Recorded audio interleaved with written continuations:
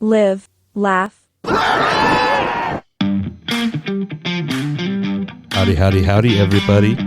You are now listening to the funkiest podcast in all the land. The whole land. The whole land. And that land includes Greenland and Iceland, which, if you didn't know, Greenland has ice in it, and no way. Iceland is actually quite green. Do you think they should just trade? Yes. That would be a lot easier for me. I think a lot of other people. My name is Daniel. And I'm Christian. And this is episode 5 of Live, Laugh, Lariat, the podcast about wrestling, the podcast about friendship, and the podcast about nothing. Woohoo! So that wasn't even rehearsed. That wasn't even rehearsed. Awesome. That was improv, as they would say. So this week we are going to be talking about the very important Raw that is referred to as Raw Homecoming. Speaking of Homecoming, just real quick, how good was that anniversary show of DPW? It was very good. It was very good. It was a good time. We got to talk to our good buddy Stash. We got to say hi to Ref Stash, Chris Wiggins. We got to watch some great wrestling. And most importantly, we got to... I think the most importantly is that we got to watch good wrestling. I don't know. Oh, yeah, that's pretty high up there. Yes. So that was great. What a great way to end the year in wrestling. Did you have any particular parts that you want to talk about? Sure. For a moment, Takeshita. He's better than the last time we saw him. He's insane. He's insane. So good. Colby is amazing. That match was fantastic. Yeah. The tag title match was so cool. Oh, yeah. The Kevin Q. Well, this will technically come out. Yeah, this will come out after. No, it'll come out before. Oh. So, forget you heard that. Although, they're posting on their social media and everything about it, so it's not a huge secret. But, yeah, shenanigans were had and fun was had, and it was a great time. It was a great show. Definitely recommend. Speaking of a great show, I don't know if this is a great show, but it's a show. It was pitched as a great show. It is Raw Homecoming from October 3rd, 2005.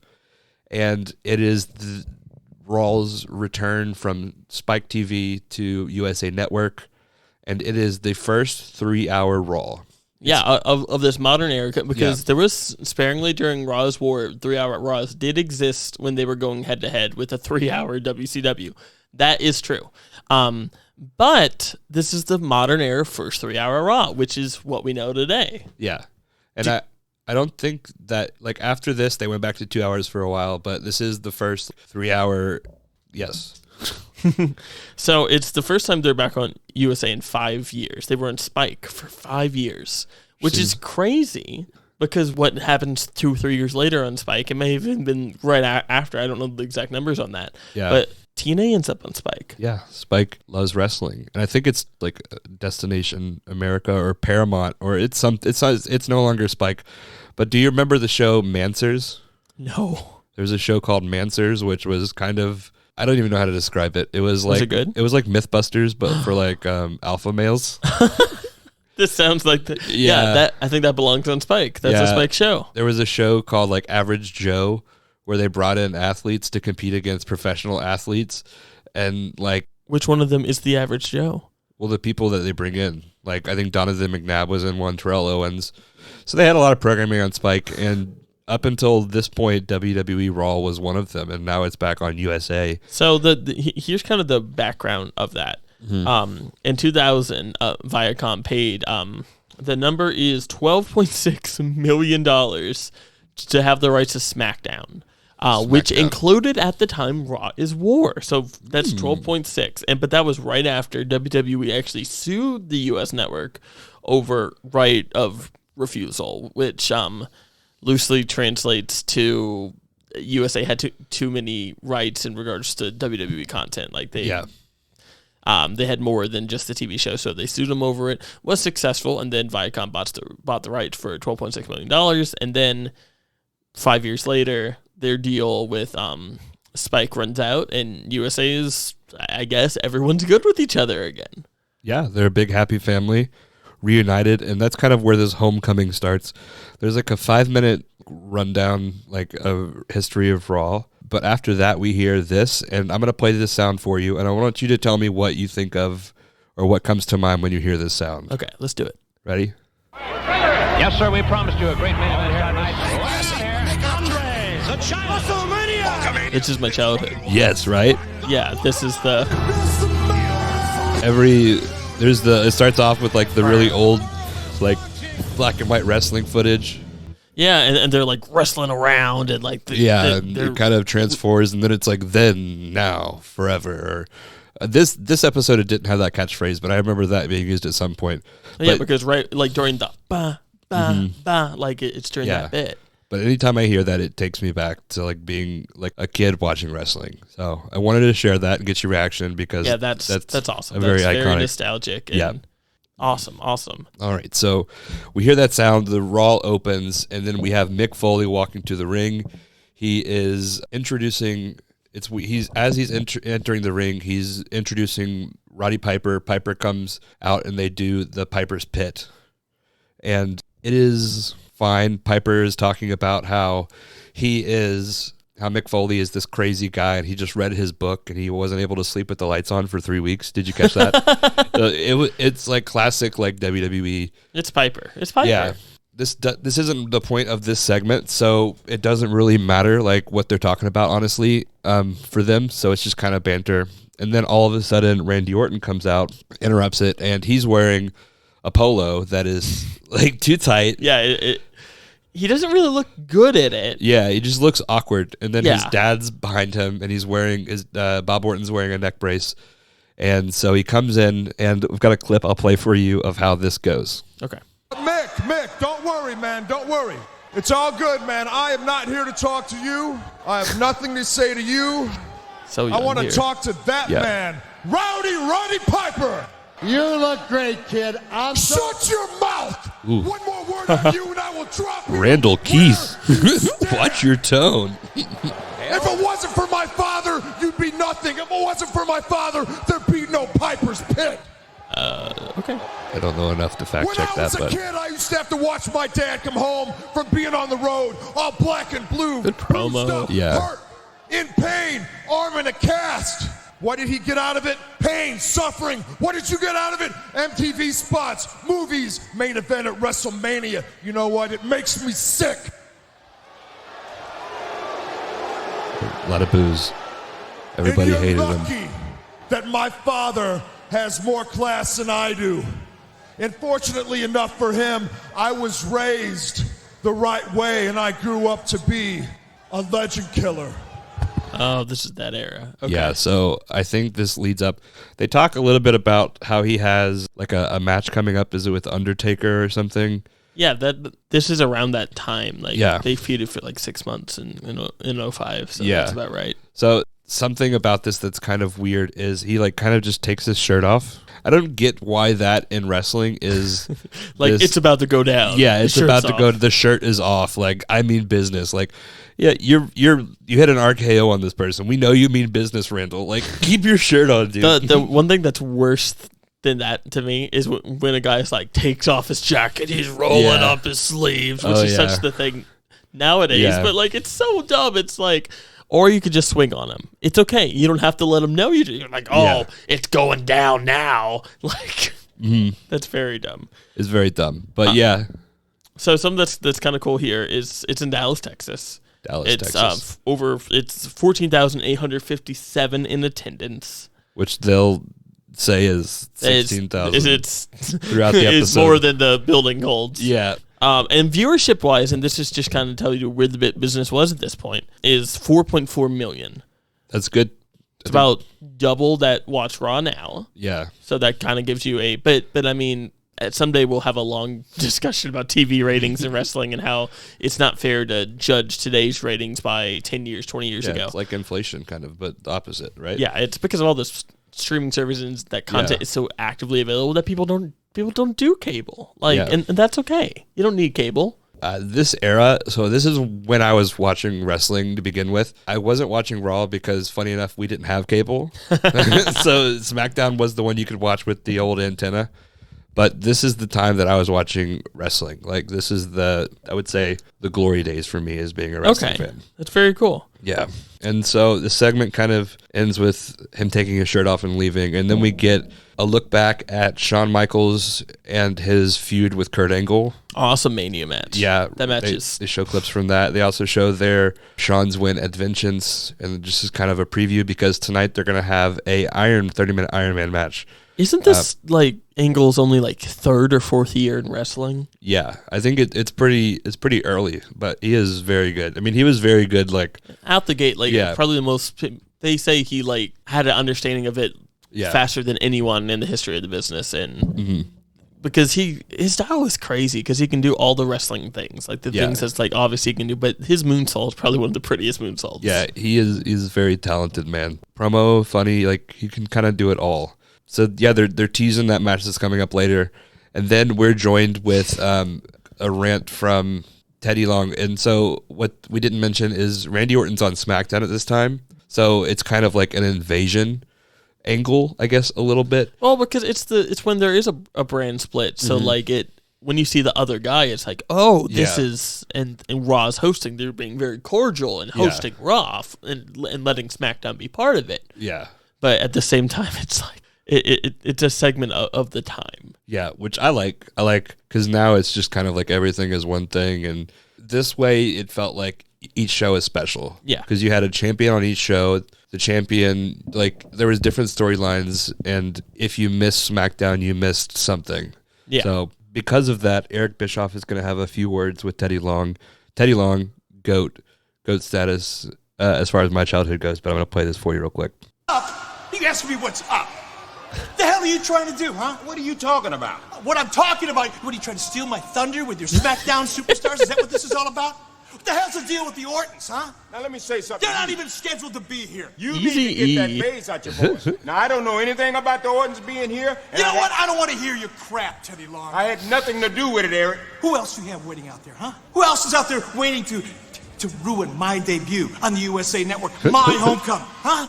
Well, let me tell you something, Teddy Long. It best not happen again. Because if it does, I'm going to give this audience a raw moment they'll never forget. And it's going to come at SmackDown's expense. You got that, player?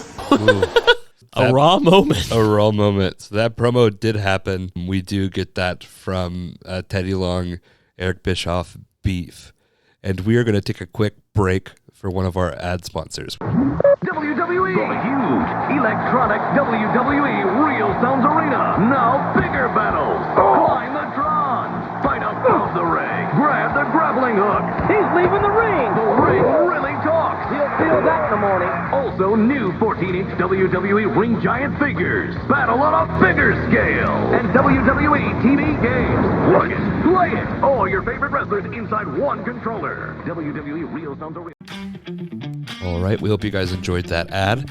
We are now back, and we just had this skirmish between Teddy Long and Eric Bischoff, setting up the rest of this pay-per-view. Not a pay-per-view, it's a Raw. But it feels like a pay-per-view. It does feel a lot like of a moving pay-per-view. parts. And speaking of moving parts, the Dirk match this week, and I always find these fascinating, because you kind of know who they were pushing or appeasing at the time. Oh, yeah. So it was Shelton Benjamin defeating Tyson Tomko. Who, within the calendar year, would squad up with Christian Cage in TNA.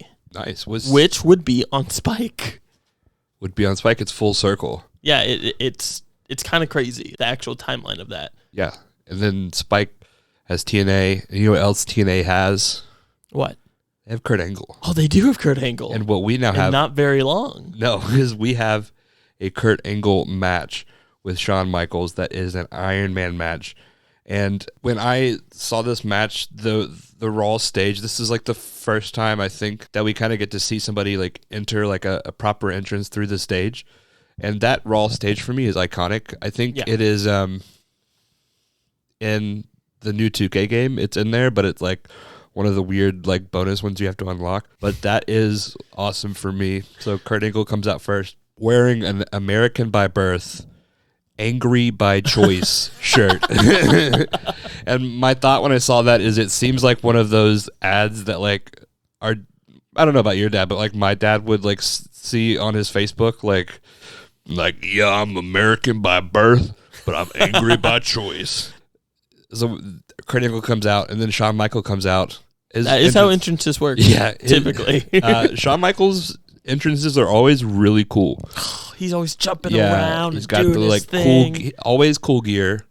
Always He's cool the gear. man. Yeah, He's the man. He's the man. And like it's weird that his little like sideways leaning flex is so iconic because it's so simple. It's Yeah, it kind of is. Anyone like, who thought of this should not make money because it's like it's just a pose. Yeah, but iconic. iconic. And so the match starts. And Do you think this match is iconic? I've never actually heard of this match before this, but I think it was very good. The way it breaks down, Angle gets the first one with an Angle slam. Shawn Michaels gets a roll up and ties it up. Very Shawn, very underdog. Yep. Always staying in the fight. But he's just crafty. Yeah. And then Angle makes Shawn tap out, and then Michaels gets it. And so they're tied at 2-2, and it comes into a draw at the end. It ends with a draw. What do you think about the draw? I think a draw can be done really well. Do you think it was done well here? I think so, because they're trying to make Kurt Angle seem like the guy that doesn't care, or the guy that's kind of like angry. By choice. Yeah. Angry by choice, yes. And so Shawn offers him a chance to continue the match, and he says no and just walks through. Oh, what a heel. But that's great because both guys keep their heat. Yeah. Like, both guys look better coming out of this than went into this because Michaels hung with Angle, who I think did he lose to him at Mania? He lost at Mania. He won at Vengeance, so they're tied up before this. So the chance to and finally they probably have don't go back to this for a bit. This is probably like their blow off. Yeah, keep both guys looking good. Yeah, I don't think that I think this might be the end of that. Fun fact, I don't know if this is fun. If you notice, Kurt Angle has a tattoo on like his back. Okay. It's very faint. It looks like something that he got in high school, and that's because it is. Are you serious? Yes. That's awesome. Is. What is it? When he picked the college he was going to go to in high school, he got the mascot, the eagle, tattooed on his back. That is an eagle. Yeah. So that is Kurt Angle. Wow. Thanks, Kurt. Yeah. So in this Raw, there are a bunch of legends in the front row. Very odd. Very odd. There's some of them are like the one I didn't expect to see at all was Kevin Von Erich. Kevin Von Erich is there because it is in Texas. But when you think of Von Erich, you don't think WWE. Not even. at all. Yeah. So for a very short time, Kerry was there, but you don't think that's kind of weird. The classics like Dusty, Jimmy Snuka, not a fan, kind of a bad person. He's there. Harley Race. Oh, Hacksaw Jim Duggan's there. It's weird that at one point he was like a main event caliber top star in the world. And I just knew him as this weird guy who carried a 2x4. That's what I was thinking about during this episode is this is my introduction to this is my introduction to Harley Race, to Dusty Rhodes, to all of these great legends is just like these dudes that like I think Hacksaw had like a match when I was watching. Like and it wasn't I could see it and like yeah.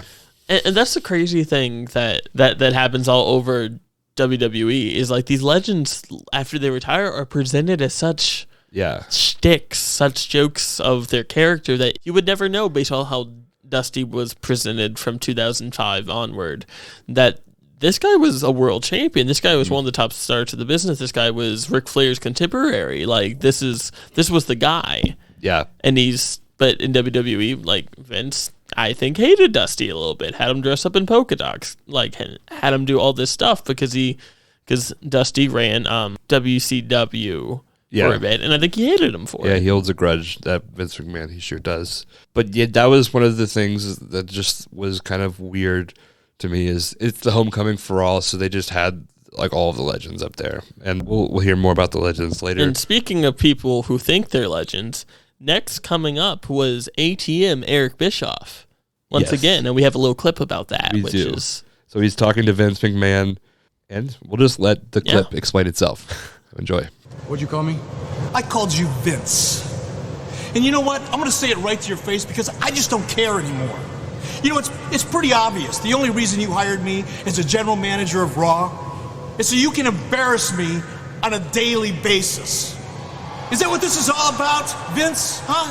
You want to drive me nuts so someday you can come out with a self-destruction of Eric Bischoff DVD? He's not wrong. Like that's pretty on brand. You're sick. You know Eric had fun here. Absolutely sick. You know something, Eric? Neither you nor anyone else in this world has any idea just how sick, just how twisted, and just how perverted I can be. That didn't age well at all. Okay. I think he told us exactly who he was the entire time. I made this point in our last review episode. Anybody that is surprised that Vince McMahon is like the garbage man, you weren't paying attention because he told us. He told us very bluntly. He said neither you or anybody else in this world, has no idea just how sick, just how twisted, and lastly, just how perverted. I can be. He's letting us know. Yeah, very bluntly. But to sidetrack a little bit, Bischoff, you can have 100 opinions about him, but as a performer, he's the man. Yeah, you believe everything he's saying. He's very good. Yeah, he's very good. He plays the promo. role. Yeah, and so in this episode, he's fighting John Cena. Yeah, that is in fact the main event. Yeah, that is the main event of the show, and as a result, he is wearing a black. Is it a gi? Yeah, he has he has a black belt. Bischoff was a big martial arts guy. He actually does know his stuff. Yeah. But this is not his first singles match. Do you know what his first singles match was? Was it against Vince McMahon? It was against Larry Zbyszko. Ooh, Larry Zbyszko. Which is just very odd. But Bischoff back in the 90s, and someday we will cover this episode because this episode is amazing. Bischoff called out Vince to a fight live on WCW. Yeah. They were in the same town. He called him out and he was ready to actually fight him. Always ready, Eric Bischoff. It's not just Matt Cardona, it's Eric Bischoff. So this segment leads to a segment with Vince, and how we're talking about just how perverted he could be. This next bit. Lillian Garcia, and I don't have a clip of this, and you probably will thank me for this, but she's introducing him, and is reading off of a card about Vince. She says he is strong, he is handsome, and he is well endowed. The messed up part about that is Vince wrote this. Yeah, he's like, Lillian, you're going to read this. Put emphasis on the endowed. Yeah. The ladies need to know. So we have that. So he comes out and he's talking about some great moments of Raw. And I'll just let the creepy man tell you himself. So let's roll this clip from Vince McMahon. I jumped the gun. I'm sorry. So the smoking gun being Stone Cold. Yeah, a surprise. So Stone Cold is coming out, but not yet. Wasn't that cool? That was so cool. That was Anytime you guys want it. Anytime. Oh, yeah! All right, let's get back into the show. Just kidding. Give me a hell yeah! Vince comes out and he starts talking about all the good moments that Raw has had. And he starts showing clips of times, like, for instance, when he beat up Stone Cold. We see a clip of that. The time that he, kind of had him in the corner knocked out and he was beating him up then. And then the time he had him arrested. Why does it always seem like Vince is working an angle with himself? Because he's a crazy person. But so he's in the middle of saying that, and then what do we hear? So they're bringing out all the stops because he's not wrestling anymore. So he's just coming back here. And this is a long segment, and it is a wild segment. But let's break in. This is Stone Cold now entering the ring, and Vince McMahon is trying to account for some of his clips that he's been playing. We're just having some fun there a few minutes ago. Just having a little fun, were you? Well, Looked like you was having a little fun at Stone Cold's expense, wasn't you? no, not I have other moments I was going to. You had other moments. Love the what chance. How come I don't believe you? Steve, maybe you and I have never seen eye to eye, but I mean... There ain't too many times you and me have ever seen eye to eye. So there were What are you getting all times. nervous for? A little uptight, a little rattled. You're nervous, a little skittery. I mean, after all, you are the man that made Stone Cold Steve Austin, aren't you? Yeah. So It's live TV. Well, yeah, you're the guy that humbled and humiliated Stone Cold Steve Austin. Isn't that what you He's just very said? good. yeah, he has the crowd eating out of the palm of their hands. He just says a word, and they're just like, "What?" And Stone Cold is great for that, just the ability to talk. That's why he has a podcast now. So this kind of goes on, and then Stone Cold plays a few clips. This is just kind of not super important, but I thought it was kind of fun. It's from the same segment, and it's kind of Vince reacting to being embarrassed. They just showed a clip about him peeing himself.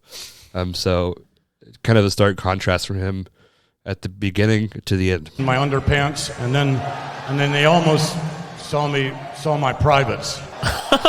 You probably would have liked them to see your privates. The way you're out here flapping your gums about yourself, you're making me sick. We got some more footage while you're talking about your privates. Roll some more footage. So Stone Cold knew. So basically, after that, we get a inevitable Stone Cold Stunner. He celebrates. He's about to get some beer, and then what do we hear now? Here comes the money, money, money, money. Shane McMahon comes out. What Dollar, happens? dollar. Hey, holla, holla. And what happens to Shane? Can you tell me? Yeah, I can tell you. He This was a 3-hour show. so he gets a Stone Cold Stunner. Give me a hell yeah. And so then we get Stephanie coming out. She says, "I can't believe you've done this." Stone Cold asks her he could have a kiss, which is kind of icky. Yeah. Then she gets a cold stone. A cold stone. Yeah, he gives her ice cream. She gets a cold stone stunner. Give me a hell yeah. And then Linda McMahon comes out looking thrilled. What is it about her whenever she was on WWE TV that she always looks so disappointed to be involved? Like, she always just looked like... I think that was pretty accurate, like to how she felt about. But like, how did that like, if you're Vince, how does that conversation go? That of like trying to convince your politician-esque wife to be on TV and doing this thing. You like money, don't you? I don't know. I have no idea. Like, she is a trooper. She comes out, they're talking, and fast forward, they end up drinking beer together. She's like, can we not stoner me? Stoner me? Can we not give me a stunner? Can we just drink beer? And he's like, I don't have it cleaned up. Hell yeah. But so yeah, that segment happened. I'm sure that like back in the day that was awesome because Stone Cold was this icon. He's now gone. He's no longer wrestling. So to get him to come back and kind of reignite his feud with Vince McMahon. What's wild is Austin in his prime, like WWF Austin, was only a 6-year run. It's like, but Rock was only a 6-year run. Yeah, it's almost as if you live long enough. What is the Batman quote? A hero lives long enough to see himself become a villain. Yeah. So talking back to last week's episode, it was like John Cena. And like John Hulk Cena and Hogan. Barney. Yeah. The greatest comparison. Yeah. So, but I mean, I think that's part of the issue because they did have an issue here of where they were just like trying to find the top guy because they had two of the biggest stars in the history of the business both leave within 12 months of each other. Yeah. Like, that's... How do you recover from that? Well, you get angles, you get Triple H's. Time to play the game. You get Triple H, the man. And you get all, like, the WCW guys over, too. Like Eddie Guerrero. So the next match was cool. Yeah, it was billed as a Money in the Bank match, but it was a continuation of the Matt Hardy Edge, which is a storyline that kind of came over from real life because Matt Hardy dated Lita. If you don't know who Lita is, she is a diva, and they were in the practical sense. Yeah, they were. She was very talented. They're very good. Matt Hardy got injured, and then Lita cheated on Matt Hardy with Edge. Kind of got into a real thing. They got into a fight. Yeah, and Matt actually gets fired for this because he's going to go after Edge. Like, it's a shoot. It's 100% a shoot. Yeah. So then they fire him to protect Edge. Yeah. Matt works like 1 or 2 ROH shows, right? Like he's working the indies at this point because there is not another game in town yet. TNA is just starting here. So, like, he's doing his thing, and then they were like, you know what would be a good idea? Bring in Matthew. Let's do this thing for real. Yeah. And this was a continuation of their, like, classically great matches. And it's crazy that there's real heat here. Yeah. But they're still able to produce, like, magic, really. Like, this is peak Matt Hardy. This is my favorite version of Matt Hardy because he's just this vet who's just like, it transcends character work. It's not him being goofy. It's not him trying to do a shtick. It's not Matt Point oh. It's just Matt. He's a professional wrestler, and he's a man and he just wants to fight this guy and take everything from this guy. Yeah, and so the loser of this match leaves Raw. Yeah, it's a loser leaves town, and it's a ladder match, which is like. Given their history, is so fun. So they're really bringing out all the stops for this episode. We got a ladder match for Money in the Bank, which is a relatively kind of new concept. I think it was just introduced at the Mania before, right? 2000. Yeah. So it was WrestleMania 21. It was the big Hollywood one. So relatively new concept, and they have the Money in the Bank above the ring. Lita interferes, and Edge wins it, and then Matt Hardy he's escorted out by cops. These aren't real cops, I'm sure. I'm sure if it's anything like today, they were just local guys, which is good exposure. I get. It's always that weird thing when you see like indie guys, like we saw on AEW a few weeks ago, Chance Riser as a security guy, and it's like, is that freaking Chance Riser right now? It's crazy. Like all of the guys that Wardlow powerbombed, they're probably all guys that are on indies. I always wonder, like, if there's someone out there that sees someone on security and then sees them in the wrestling show, like the reverse version of that, and they're just dumbfounded, being like, I thought he was a cop. He's a wrestler. This guy's working 2 jobs. Good for him. Yeah. Grinding away. but the thing about the security guys that drives me nuts with AEW with the word a little bit, and you knew half those guys, you knew they were wrestlers because the like big, like longest hair, biggest spear, just like jacked as all hell, and there's like but like blonde streaks. It's like this guy's a wrestler. Like these guys are not cops. These guys they're definitely. I would like to see. I need your badge number, sir, right now. These guys are paying their dues. So after this match, we get a segment that kind of sets up another match with Trish Stratus, Ashley. They're doing a bra and panties match again. A handicap bra and panties match. It is 2005. Yeah, it was. This segment is. Yeah, we don't even really need to talk about it. Yeah, it happened. There was. Ted DiBiase's involved. Moolah's in there. Like it's a segment. It's fine. It's a homecoming. Yeah. And speaking of homecoming, we're getting Ric Flair on an interview with Maria Kanellis, who's wearing a prom dress because this is homecoming. That's kind of cute. Like, that's kind of like, I don't know. Maybe. It's not good, but it's like, it's quirky. Yeah, it's quirky. I'll give you that. But so and Flair is he's hitting on Maria a little bit, as is Flair's thing, and Maria's great here. Like like I'm learning as we go back through these shows, Maria is a consistent professional, even when they had her doing stupid stuff, like wearing a prom dress, to homecoming. So Triple H is hinting.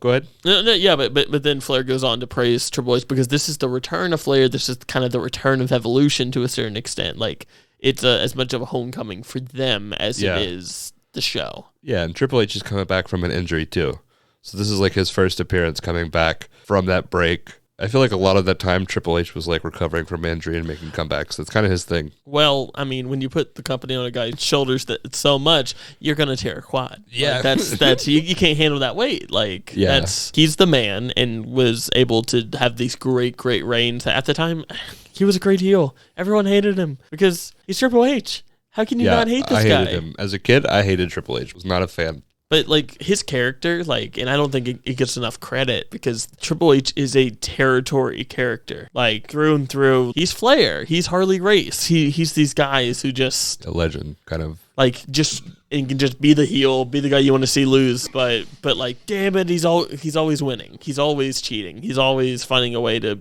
keep the title. He's got a sledgehammer, for God's sakes. And we'll see some of the sledgehammer tonight. So, you guys get ready for that. So up next is Carlito and Chris Masters against Ric Flair and Triple H. Christian, may I ask a question? Yeah, I got you. What's up? Is this Carlito Caribbean cool? This is Carlito Caribbean Cool, the very same. Yeah, because I was just watching SmackDown from around this time, right when he made his debut, and his middle name is Caribbean, and they announced it, Carlito Caribbean Cool. How on the nose is that? Like, that is very, how do we know that they're going to know that it's important that he's from the Caribbean, okay? People are just going to think he's from Texas, or he's going to, or that he's from Nebraska if we don't tell him that he's from the Caribbean. They spent like 5 weeks. Are there apple trees in the Caribbean? You know, I don't know where at. Like, the only thing I know for sure is that there are apple trees in like Seattle because of like Johnny Appleseed. That's fantastic. But I've never made that jump. Well, thank you for leaping before me. So there was a time where my wife was going to take us apple picking. So there are apples. Sorry. Well, we didn't go. Okay. It would have been cute, Emily, if you're listening, which I know you are because you're very supportive. I was very looking forward to that. But for sure that they do have apple trees in North Carolina because of that. So, yes, I imagine. Can we go apple picking? Please. Okay. Cool. I know what I'm doing on Saturday. Yeah. So okay, Carlito comes out. I really liked, so this is when I was watching, so I like Carlito. I thought he was cool. Chris Masters, his debut with the Master Lock Challenge was really cool for me. It was kind of like clearly a Vince guy, clearly somebody that Vince was like, oh, he's vascular. And what's crazy about both these guys is both these guys are still booked pretty well today on the independents, and they're both still jacked. Yeah, Carlito's in great shape. Chris Masters, or Chris Adonis, I think he goes by now. They're both in great shape. They're doing it the right way. They've got all this new technology, like all these back rollers and DDP yoga, and wrestlers are kind of just look at Chris Jericho. I mean, yeah, he's still doing his thing, and he looks fine. I saw a clip of him singing on Fozzy, and it was from the Fozzy account, because when I first saw it, I was like, this is awful. Why would anybody post this? And I looked, and it was from Fozzy's TikTok. So Chris Jericho can still wrestle. I don't know if it was just me. I don't know if he could ever sing well. Yeah. Like, this was always kind of his thing. It was kind of the joke. And he came out with one good song. Yeah. In my opinion, Judas is a good song. Yeah. But I don't know if it's a good objective song. It's a great wrestling song. But, like, I don't know if it really is a great song. Like, it's good. Yeah. A fun fact about that song is New Japan once, they were having a show. Mm-hmm. Jericho comes out, and he came out to, like, some, like, copyright okay music to come out to. Uh-huh. And he was pissed about it because apparently Gato didn't want to pay the rights to play Judas. And Jericho's like, you would have paid me. I would have beat, like, yeah, we could have done this without you paying anything. And Gato's like, I don't know. That is awesome. Chris Jericho in New Japan was cool, but at the same time, it was also kind of, as the kids would say, it was rad. Yeah. That match happens. It was fine. Did you have any like takeaways from the actual match? Triple H has one of the best spine busters in the history. I think he's 2, spines. And Arn Anderson is 1. Yeah. But Triple H is right up there, and he had 2 pretty back-to-back ones, and they were very fun. Flair doesn't have much to do with the finish, but that's okay because the post-match is great, and we'll get to that in a second. Yeah. But pedigree. What's your opinion on the pedigree? Is that a good finisher? Yeah, I think Triple H does it really well. Not a lot of other people do it. I think Cody Rhodes could probably do a pretty good one if he set his mind to it. I think he can do most things really well when he cares about it. Triple H hits the pedigree. Is it on just one guy or is it both? You know, I don't know. He hits it. He wins. Team Evolution wins. Oh, so no. This is important. He was about to hit the pedigree on Carlito. Chris Masters was coming up to attack him, and then Ric Flair hits Chris Masters, saves Triple H so that he can hit the pedigree, and then he pins him. So Ric Flair jumps in to help him, and then after the match, they're celebrating. And do you want to tell them what happens? Do we have a clip for this? We do have a clip, but it's a reaction to what happens. Okay. So basically, as is Triple H's thing, he does this every time he comes back. Like he did this with Shawn in 2003 as well. When he came back, as soon as he comes back, he turns on whoever it is, and he turns on Flair. What were your thoughts about that? Context of the time, it's good. This is good heel Triple H, but like it's just it's not very organic. Like they're jump starting a story is what they're doing, but like it's not like we built to this. No, Triple H is back, and now he hates Flair. It kind of seems out of nowhere. But that's very much wrestling, and like that's that's okay. Like sometimes you gotta get the ball rolling. But now that I know your reaction, would you like to hear Jim Ross's reaction? Is it one of the classic, goddamn him to hell. My God! What? My God! Triple H just hit Flair in the face with a sledgehammer! What is that about? My God, why? Who was that for? My God! Is there anybody better at reacting to something than Jim Ross? I think there's no one better at reacting to Triple H than Jim Ross because, like, and we could probably post these on the socials, but him just being like, that son of a bitch, Triple H, he dirty son of a rascal. Like, my mama told me how to be a man. That's not what you're doing right now. By God, by God, by God. Are you Jim Cornette?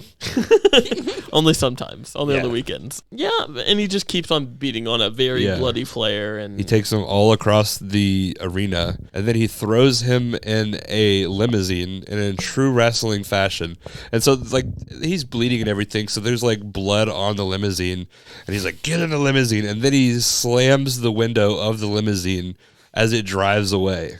And it's very odd, like, what are the implications here? Is this Flair's limo? Yeah. Did he just return him to his driver and be like, and you get him home? Like, I think as soon as the door shut, Flair, like, sat up, he, like, brushed off, he's like, all right, let's go to the bar. Like, that's probably what happened. Woo! Yeah. That's fantastic. That's the one. That's the one. Yeah. We are rocking and rolling because next up, there's so many legends here. Yeah. Do you want to name off some of these guys? Yes. So Steamboat, Arn Anderson, Mae Young, Dusty Rhodes, Jimmy Hart, Sergeant Slaughter, Billy Graham, Greg the Hammer Valentine, Fabulous Moolah, Jim Duggan, How Ted DiBiase, dare you Harley Race. skip Dr. Death Steve Williams? Steve Williams How is in there. dare you? Hillbilly Jim, Kevin Von Erich, Jimmy Snuka, Pat Patterson, and Dean Malenko, which Dean Malenko is great. Yeah, but I would not put him in that category. I think anytime I see Dean Malenko, my response is always the same. It's like, is that fucking Dean Malenko? Like, every single time I see him, even to modern times, like, I'll just be like, is that Dean Malenko? Yeah. What's he doing here? A wild Dean Malenko has appeared. I have a question for you. Yeah. Did Rob Conway work here? Rob Conway does work. Oh, no. I thought you were asking if he worked at, like, in wrestling. No, yeah. Do you think he's an act that has ever worked? I don't know. You know, I don't know. Okay. Because here, this is weird. This is very weird. And we have a clip of this. Don't you know who it is? Yeah. Am I at WWE Homecoming? Or am I at a nursing home? This is pathetic. What's that smell? You smell that? Did one of you forget to change your Depends? I think so. You should change those things. But this is supposed to be a homecoming and not a funeral. And each and every one of you looks like you're about half dead. So what you so-called legends need to do right now is get your asses back on your bus, go back to your old home, and make room for the next generation.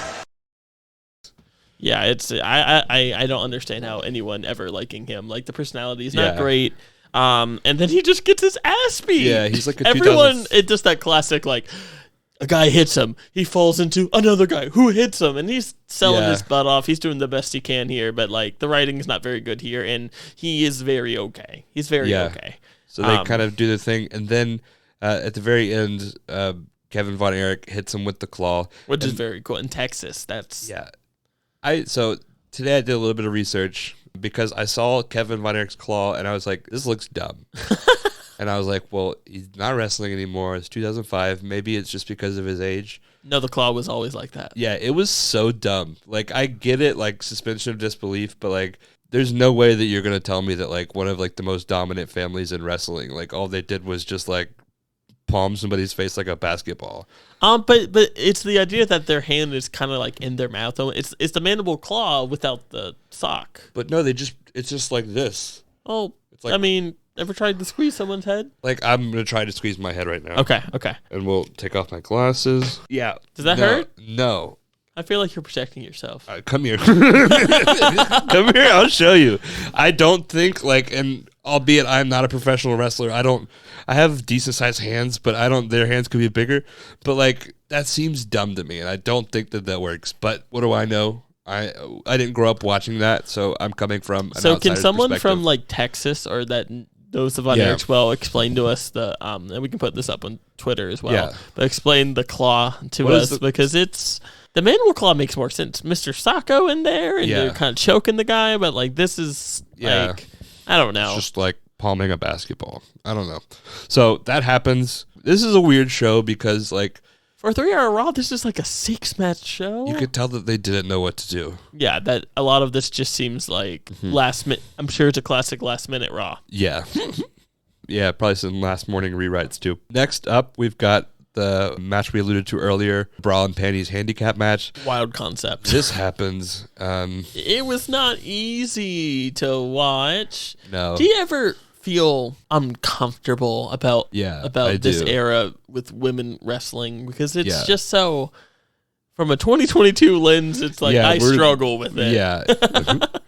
Yeah, that happened. Tori lost, Candice lost, and Victoria lost, and Trish Stratus and Ashley are the victors. And then we go into a clip between Kurt Angle and Eric Bischoff, which I do have a clip for, so I'll go ahead and play that. From SmackDown in the back.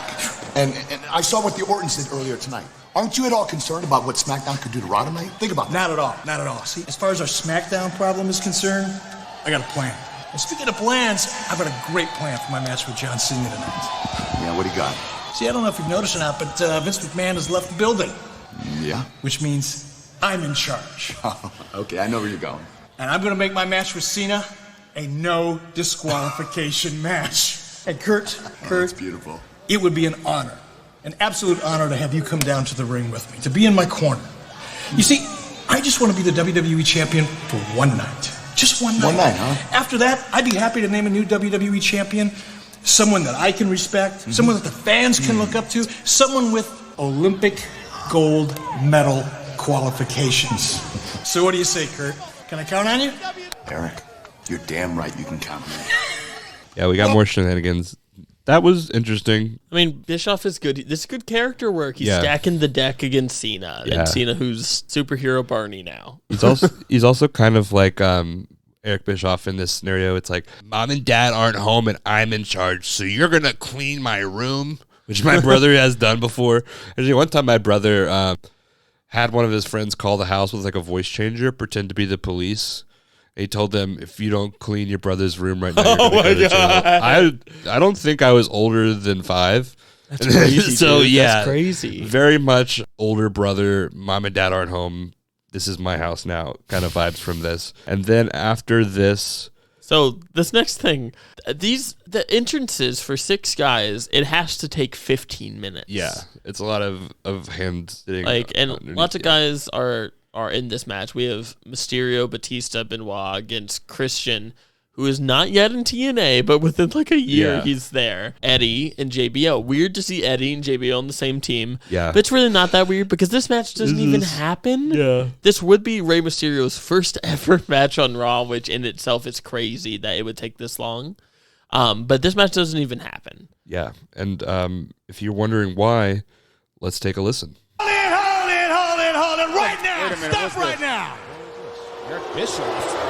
Now I know that Mr. McMahon wanted a SmackDown representation here at Homecoming, but the thing is, Mr. McMahon is no longer here. What a good heel. Which means I'm in charge. Not SmackDown, which means my audience doesn't have to Just suffer. like the earlier, it's kind of like, this is my house. I am in charge. So with Bischoff. So the match doesn't happen. It will happen on the following SmackDown. Yeah, though. so we do get this match, but how pissed would you be, like, knowing, like, if this was advertised ahead of time, that this match, which would have been an awesome match, you weren't able to see? I would be pretty mad. That's that thing that's like, is that heat or is that... But you don't want to be, like, I would That's feel just like... bad business, You don't I want to think. get heat as, like, a company. Yeah. Like, Yeah. Yeah, I was gonna see Rey Mysterio, my favorite wrestler. Like, what if that was somebody's reason for coming out? Yeah. Ray was my favorite wrestler at this time. Were you at the show, Daniel? No, I was not.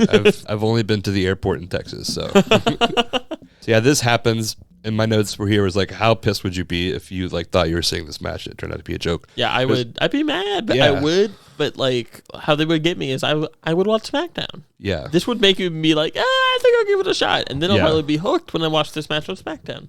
Yeah, it was weird, but I would definitely watch SmackDown. Speaking of weird things, this isn't so much weird as much as it is a throwback.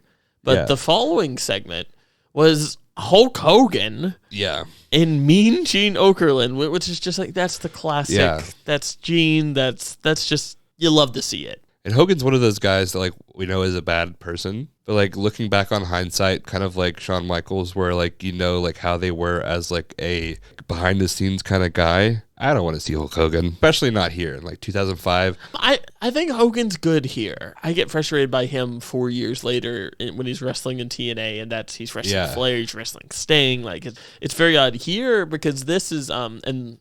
Something he says in this segment is that he'll fight Shawn Michaels anytime, any place. Yeah. Which will lead up to the infamous SummerSlam match. I think this happened it already happened, I think. So it already happened, okay. This is from November, so yeah, he was kind of calling back to that. But then what was really weird is that, and I have the clip. Well, you know something, Mean Gene? What would all these Hulkamaniacs do if Hulk Hogan climbed in the ring with that rattlesnake, Stone Cold Steve Austin?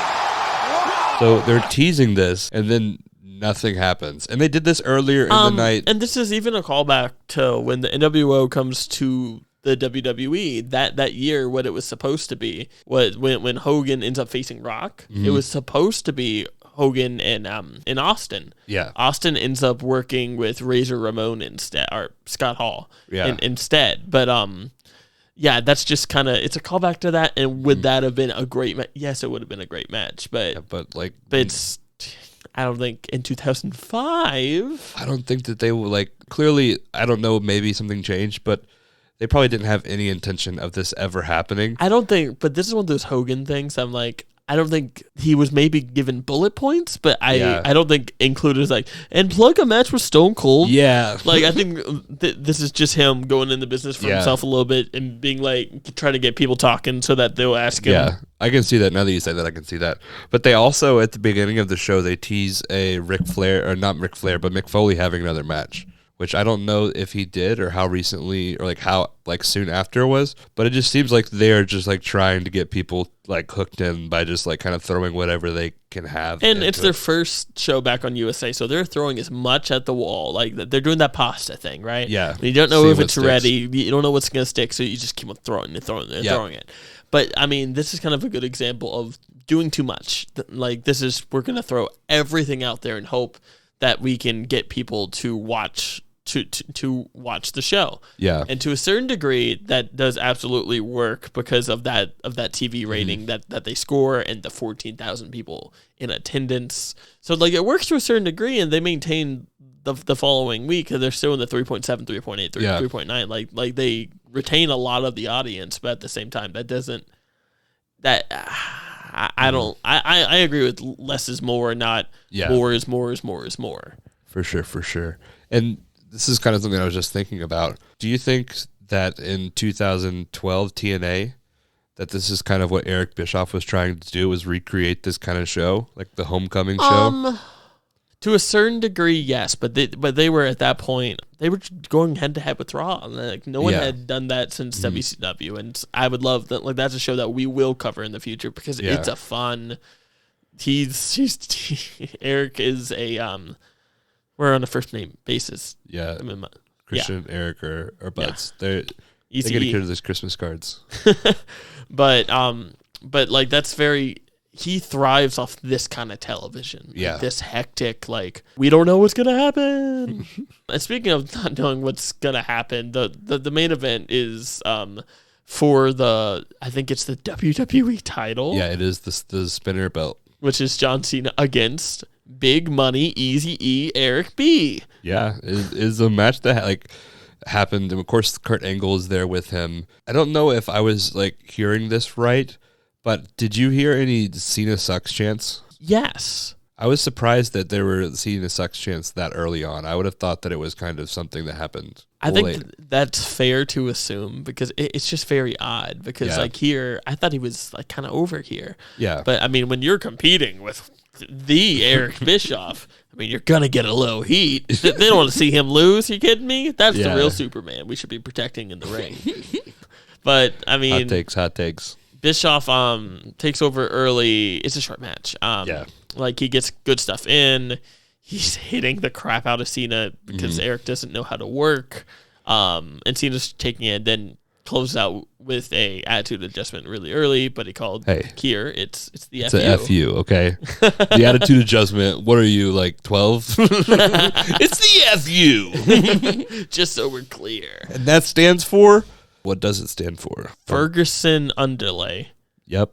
Ferguson Underlay. You heard it here first. Vanderlei Enterprises. Vanderlei, yes. Love that. So, yeah, this match happens. Teddy Long comes out. Teddy Long comes right out. after here. Yeah. And he sends out SmackDown guys because this is a invasion, I guess. And included in that is Kennedy and Orton. Now, I hate to be a negative influence, but Eric, you decided to stick your nose into SmackDown's business. He just got his butt beat. Yeah. Now, you embarrassed us, and you made us look like fools. Well, what that tells me is maybe you want to do it gangster style. A callback to earlier. Oh, wait, it wasn't. Ready to get the shine on. Wait a minute.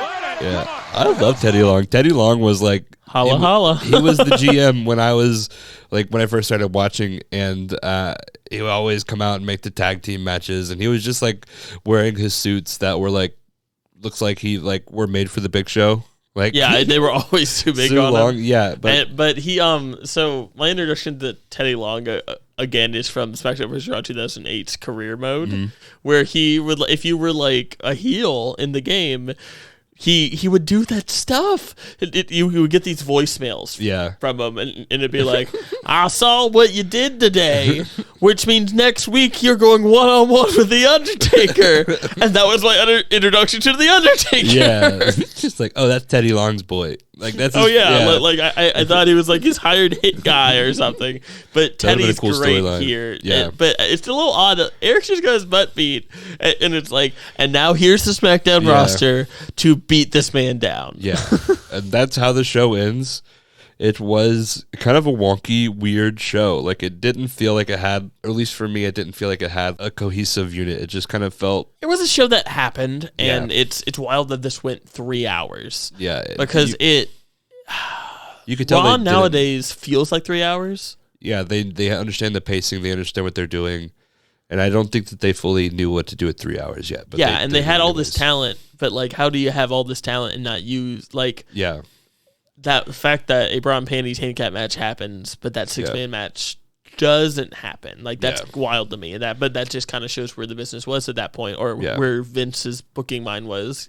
Vince does better when there's competition, and TNA is an IPPV company at this point. They're doing pay-per-views on Wednesday nights, and that's not viable competition. No.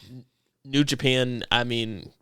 No, yeah. They're not doing anything here. Shinsuke's starting to get big, but like he's only name in town, and even the brand split isn't competition necessarily. So Vince is not challenging himself if he wants to talk about how good he looks on TV. That's what's going to end up on the TV. Yeah, and that's just kind of, it's sad that he needs to be pushed, but no one was holding him in check. Nobody. And that's just kind of rough to see, and that's a testament of this show.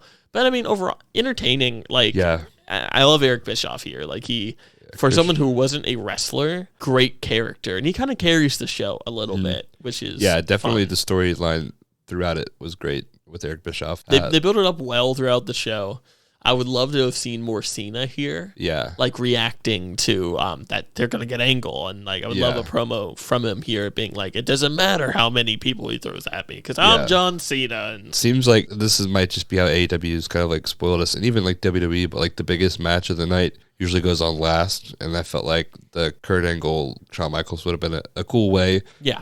But I think all in all, it was fine. But this was the first 3 hours of Raw, and not sure that they know what to do with it. But yeah, this was a show that we covered and we had to watch. Yeah, I watched it twice.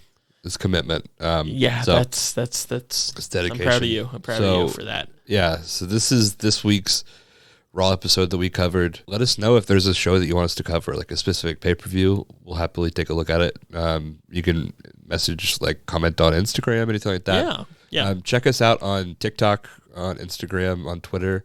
We're always putting out content every day about wrestling. So check us out there. Good Guy Bad Pants on all of the socials. The show's on YouTube as well. We're going to have some more clips coming out from the show as well. So just, check us out. We'd love to connect with you guys, get to know you. We appreciate it if you are listening. And I think that's it. This is, I don't know if you can hear it, but this is our weekly Hondo. Yeah. Hondo is he's just saying hi. Yeah. He's saying goodbye. He's saying like and subscribe. Smash that like button. And if you like the show, leave a review. Honest feedback helps us tremendously, so we know we're steering the ship in the right direction. Yeah. So we appreciate you for listening, and we will catch you next week. We've got some interesting stuff coming after the holidays, and cue that funky music. All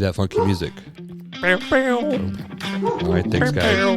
Hope you have a great one.